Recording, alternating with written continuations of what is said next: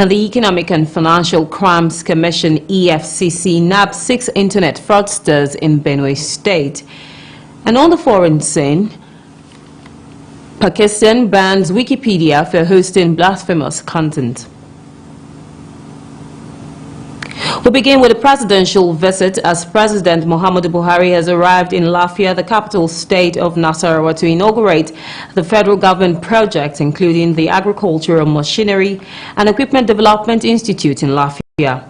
AMD, a multi-billion naira product of National Agency for Science and Engineering Infrastructure, is equipped with modern laboratories and machines for mechanized farming and agricultural development in the country. It is one of the current administration's legacies to make Nigeria a hub and supplier of agro-allied technology, equipment and machinery. The project is also to make the nation self-sufficient in food production, as well as creating more sustainable jobs for the Nigerian youth. The president also attended the campaign rally of the All Progressives Congress at the Lafia Stadium, where the presidential, gubernatorial and all the candidates of the APC were endorsed and presented to the electorate. Meanwhile, the House of Representatives ad hoc committee investigating alleged crude oil export from 2014 till date and alleged sale of 48 million barrels of Nigeria's bonylite crude in China in 2015, estimated at $2.4 billion, has accused the Nigerian police and the Interpol of harassment and intimidation of whistleblowers. The committee also invited the DPP and others to appear before it at the next visit to explain why it declared the whistleblowers wanted, as well as come with a report of investigation by Michael Ogbizi on the whistleblowers of the illegal export and sale of crude oil in China to the committee. The report. The House of Representatives had invited the Inspector General of Police, DPP and others to explain the circumstances that led to the fleeing of a major whistleblower back to his country in Mexico. Also, the House condemned in its entirety the constant intimidation and harassment of whistleblowers who gave useful information regarding alleged sale of 48 million barrels of crude oil amounting to $1.4 billion from China without remittal to the account of the federal government in 2015. Chairman of the committee, Honorable Mark Wheeler, in his opening remark, stated that it is no coincidence that the Interpol immediately started hunting down these willing whistleblowers who volunteered to assist the committee with useful information, tagging them fugitives and arraigning them in court. Now, these whistleblowers, one of whom was supposed to be here, but I believe if it doesn't come on time, we'll still schedule another date where they'll also be here with us, because they're quite afraid for themselves. They allege that prior to the committee's commencement of this investigation, they were intimidated and forced under duress by somebody who was also invited by this committee to appear before this committee. I saw in your response you made a reference to him as being retired. Yes, a certain DIG Michael Ogbizi. He was then the head, I believe you will confirm that or not, of the Force Criminal Investigation Department. In his response, AIG Umar said the message by Interpol inviting the whistleblowers was not to investigate but to hear the matter. He referred the committee to the Office of Attorney General and the court for further inquiry, since it will be prejudicial to disclose information on a matter that is still pending in court. But our letter has to carry invitation, and that is normal. And as you said, sir, I want to further explain to you. The National Central Bureau are police officers saddled with the responsibility of protection of detection, protection, investigation of crime. And that's what I say, it does not exclude the members of the NCB. However, when you come to issue of Interpol, which is the NCB, their responsibility is to assist law enforcement agencies to link up with all the 195 member countries on criminal matters, Mr. Chairman. Chairman of the committee said the committee is determined to get to the bottom of the matter, promising to fly to Mexico for further information before adjourning the proceedings.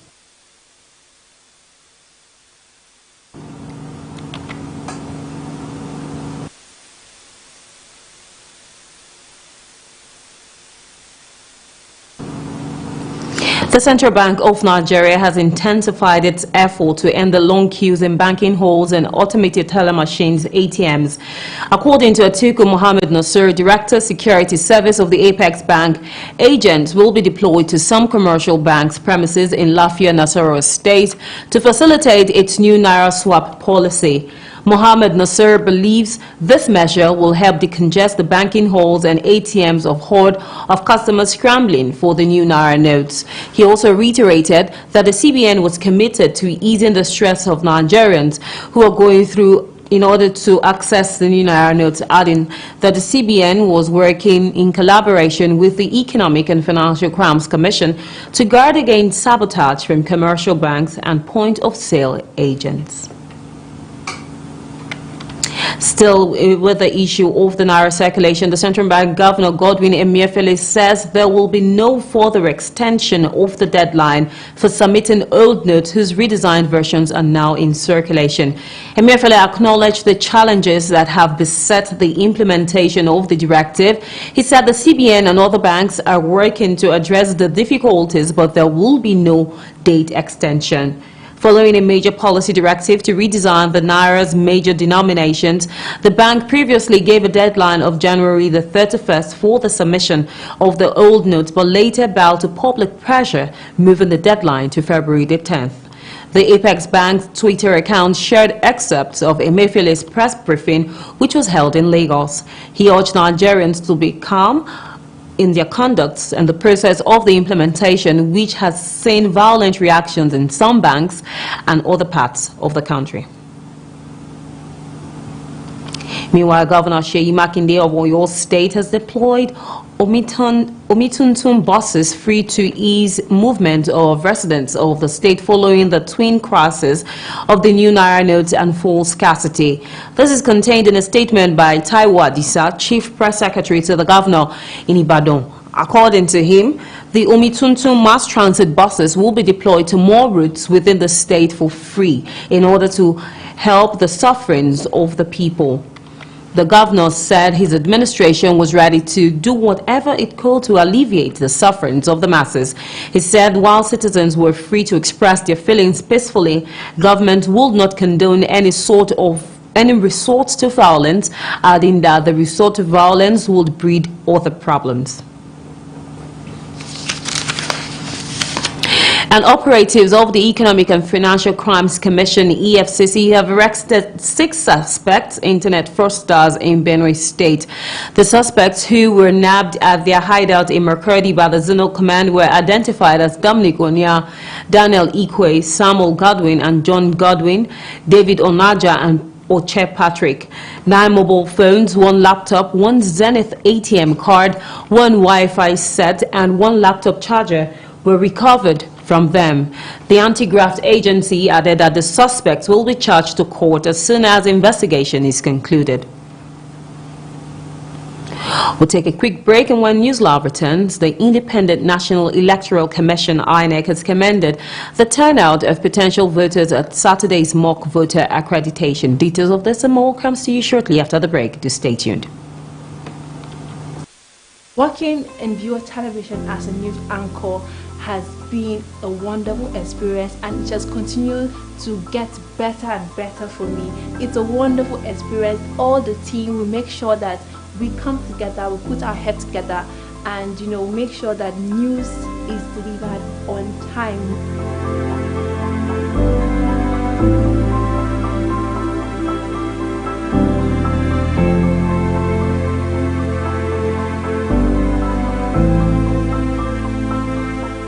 My favorite news time is the primetime news that comes 8 p.m. where we have news reports from all over the world put together for your own consumption. It's really, really taxing, but it's very, very enjoyable. And I must say, you should keep watching viewer television right here on Startimes platform, channel 191.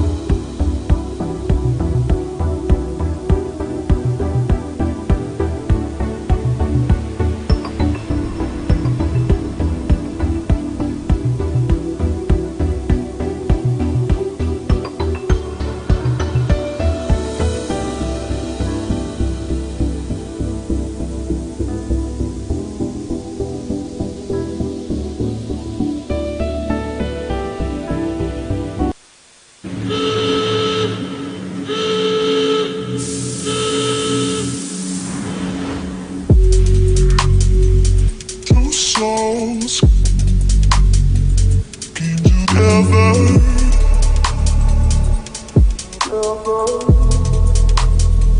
Came together. Two souls came together.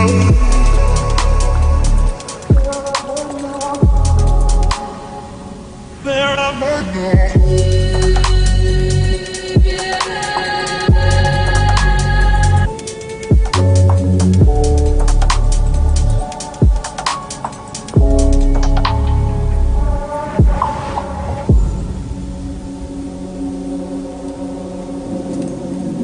Tat Fragrance, the new luxury fragrance for men and women.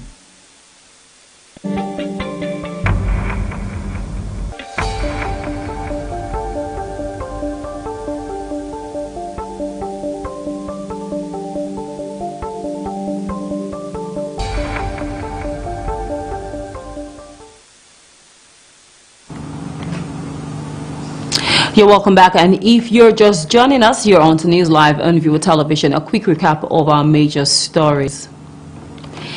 The Independent National Electoral Commission (INEC) commenced turnout at mock voter accreditation in Delta State.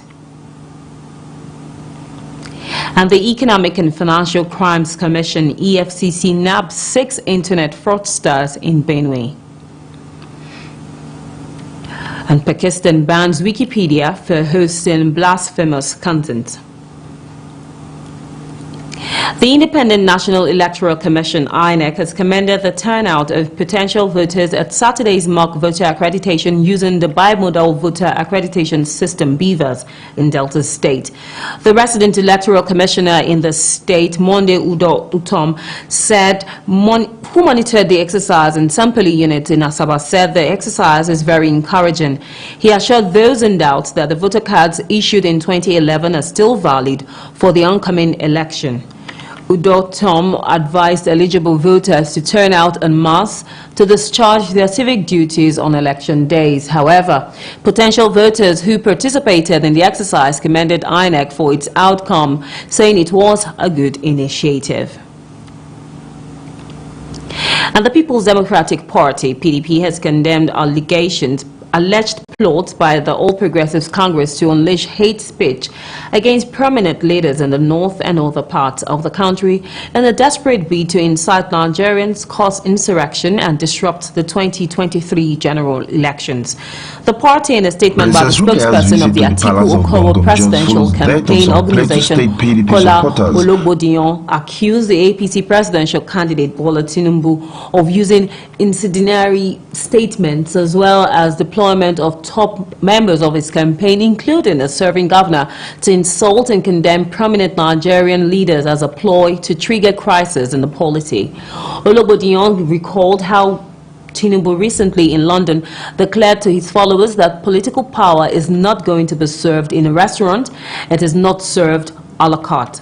It is what we are doing. It has been determined. You do it at all costs fight for it, grab it, snatch it, and return. And that's a quote from him. The statement noted that Tinubu is pathetically being driven by an entitlement mentality, and as such, he does not care about the unity of the country.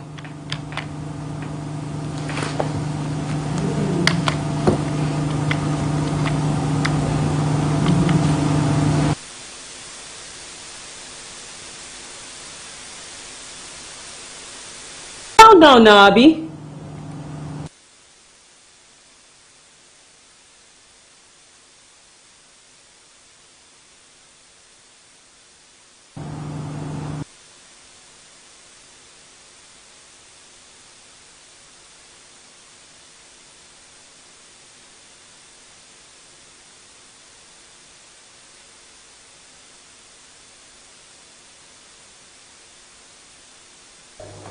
And I think we're prepared for it. I think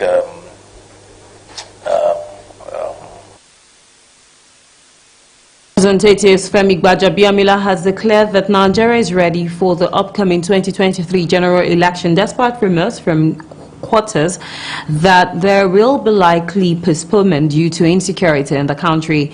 The speaker gave the assurance when he received a delegation of the International European Union Election Observers Mission, who paid him a courtesy call in his office. He, however, considered that there are some delays in the collection of permanent voter cards, but assured the visiting delegation that the Independent National Electoral Commission is working assiduously to ensure that the issues are resolved.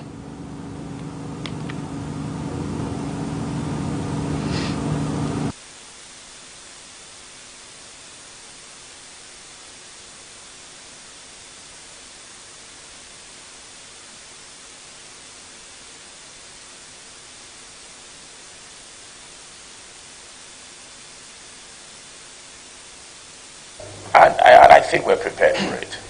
I think those who are saddled with the responsibility of making sure that we conduct free, fair elections have done what they need to do, and starting from Mr. President to the National Assembly to the INEC officials. I want to believe that the buck now has to be passed on to the people themselves, who have to be vigilant and to make sure that their votes count.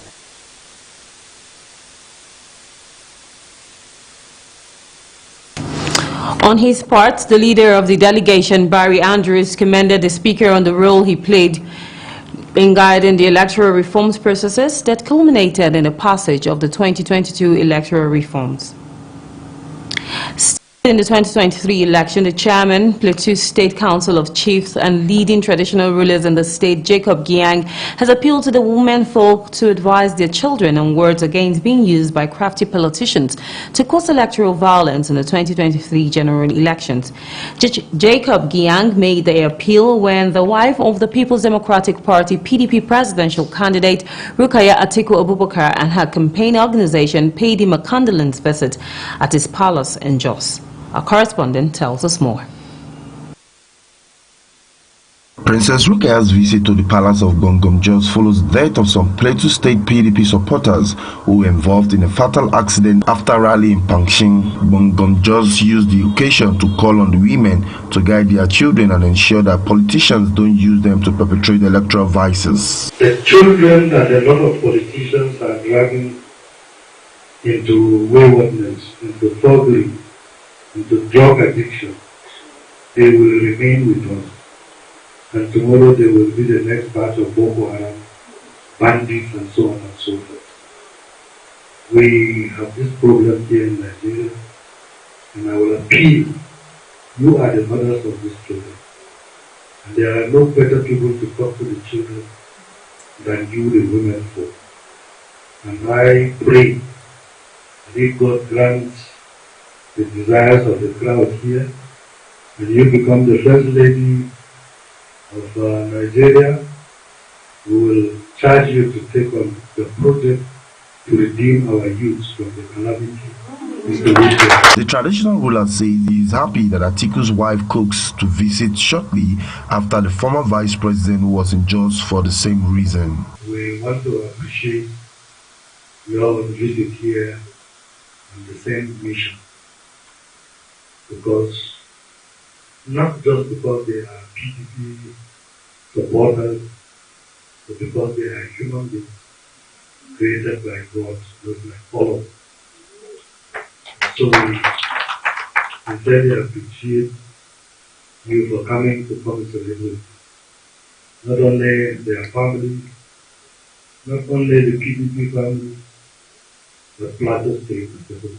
Earlier, Princess Rukia Atiku Abubakar, while commiserating with the people of Plateau State, called the death of the supporters as an act of God. She prays for the repose of the souls of the victims. Also, the DG campaign of Praco in her remarks thanked the Bongom for a warm reception, as well as calling the women in Plateau State to vote for the PDP in all elected offices.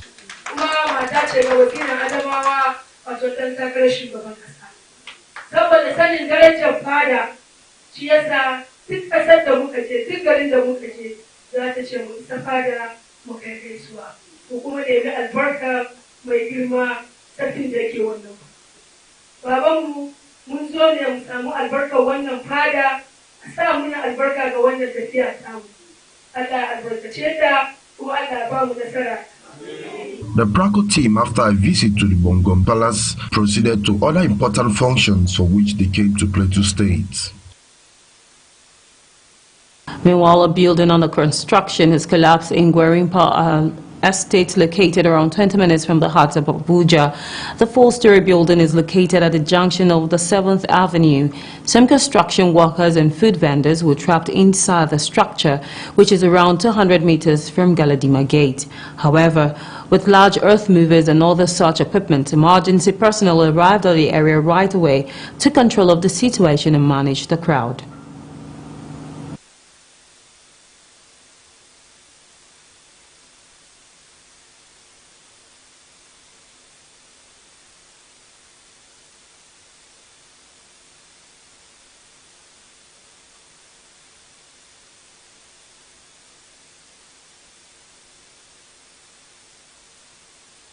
Can find fire here, police, civil defense, road safety, and even some construction companies, because no one agency has all the equipment that is needed to perform this kind of complex operation.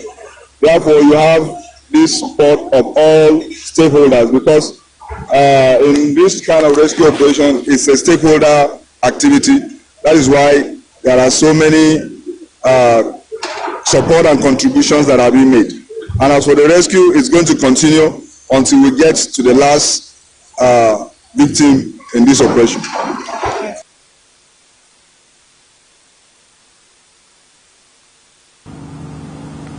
And a non-governmental organization has SCL Project Jiraya is partnering with the Adamawa state government to train farmers on regenerative agriculture and carbon farmers as a means of combating climate change and enhancing quality yield.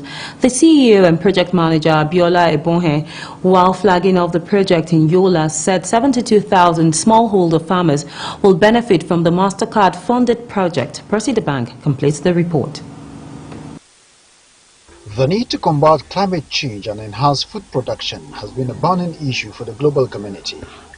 Poor yield, drought, and flooding affecting food production have continued to be a threat to food security, mostly in sub-Saharan Africa, where desertification is setting in daily.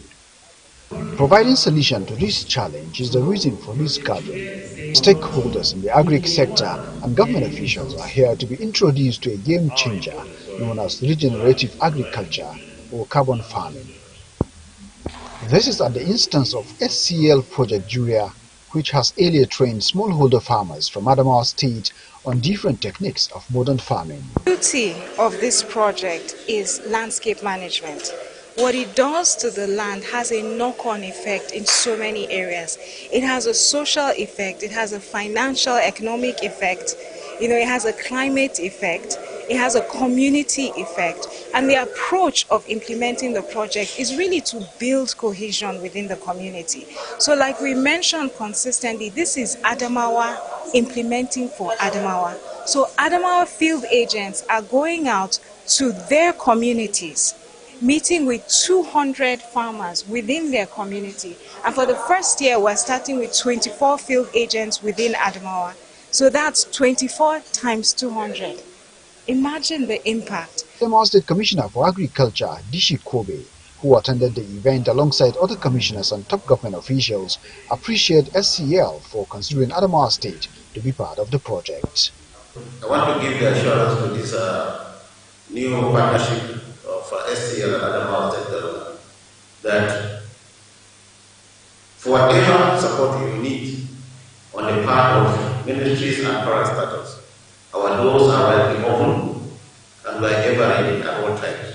The project champion and regenerative agriculture specialist SCL project junior Dr. Andrew Kosari, who led the technical session, said 24 field agents from the state have been trained for 1 month on effective carbon farming. Regenerative agri, you never plant one crop, no monocropping at all. So always a combination. Adama have planted about 17 to 20 different crops on their Adama plot during their training, and we will preserve that crop. So speaking, a resource person and a forester and the State Secretary of Poverty Alleviation and Wealth Creation said some of the principles of carbon farming include sustainable land management, a plant combination, integrated pest control, sustainable water management, and livestock integration. When you bring a change, first of all, the concept of it may not be normal, or it may be normal. But when you practice and the result is good, people will accept it. Because this is a practical thing. If it works, everybody will be interested. It's going to provide our teen youth with the sustainable means of livelihood. It's going to protect the environment and also have food security for the state. All fewer than 360 communities across the 3 states, covering approximately 360,000 hectares of land, will benefit from the exercise. Percy Dabang, Viva TV News, Yola.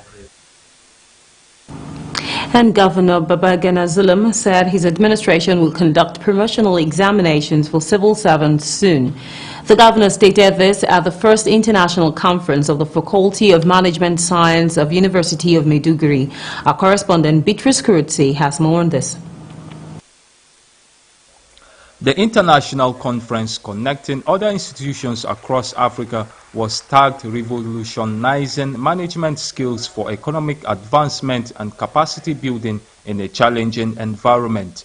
The conference, which featured financial experts, educationists, and stakeholders from within and across the university, is to enhance capacity management skills to effectively deal with the current global phenomenon crippling economic development. Most of the resource persons who spoke observed that bad leadership, corruption, cybercrime, among others, could affect leadership in challenging environments under rapidly evolving global technology. I sharply said organized corruption. Some of you may ask, what is this organized corruption? And is corruption organized? These days it is, before you fish out what is the corruption, it's a very difficult task.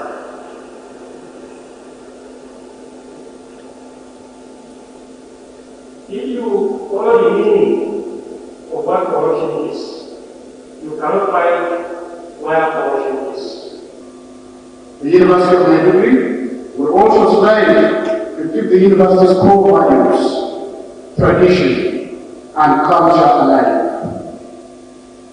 As a matter of principle, therefore, I will sustain and vigorously promote academic traditions and cultures, such as holding conferences, seminars, and symposiums, which are significant and define us as a community of intellectuals.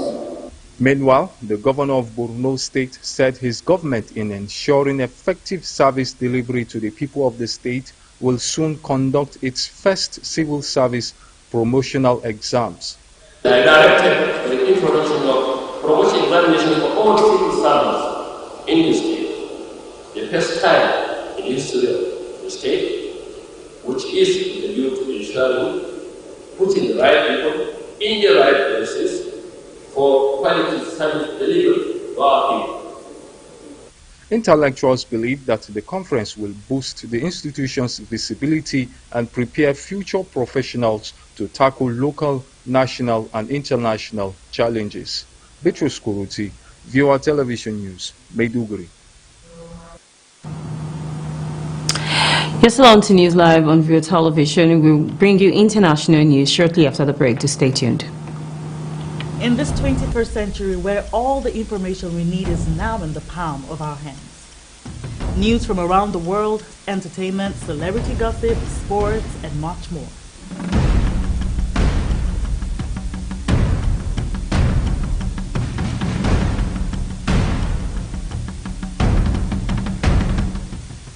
The only thing that you need is the right source.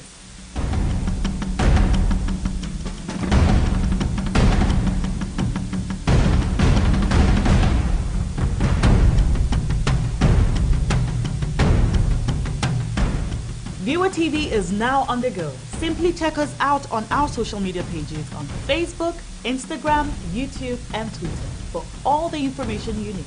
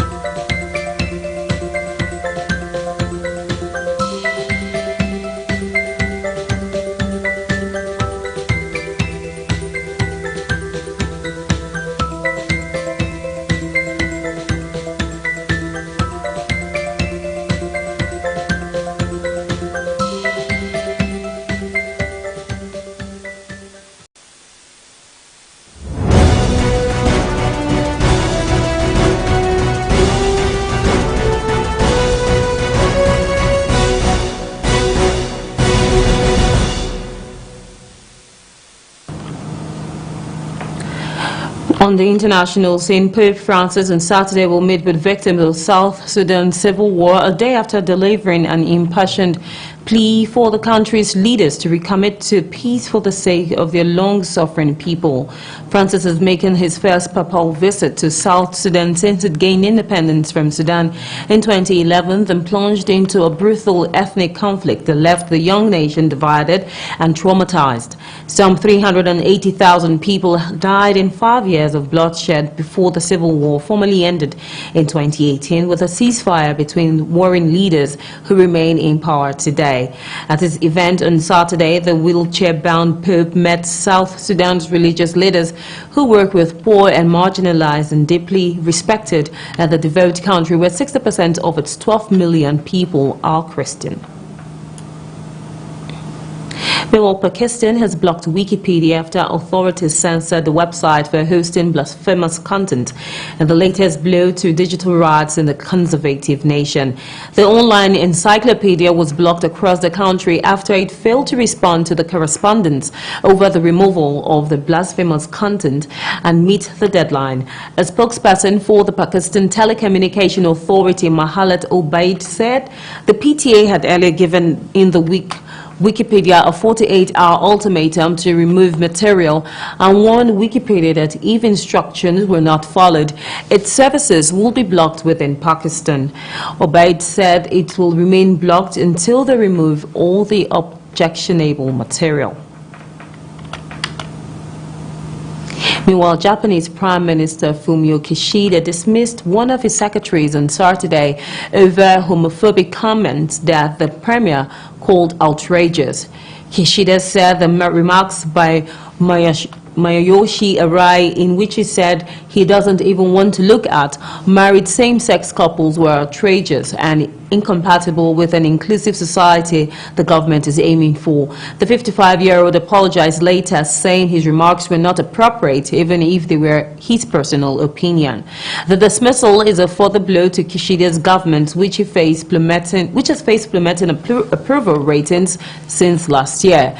Japan is the only nation in the group of 7 industrialized countries not to recognize same-sex marriage, although recent media polls shows a majority support such unions. And that's all we can take on News Live, but before we go, a quick recap of our headlines.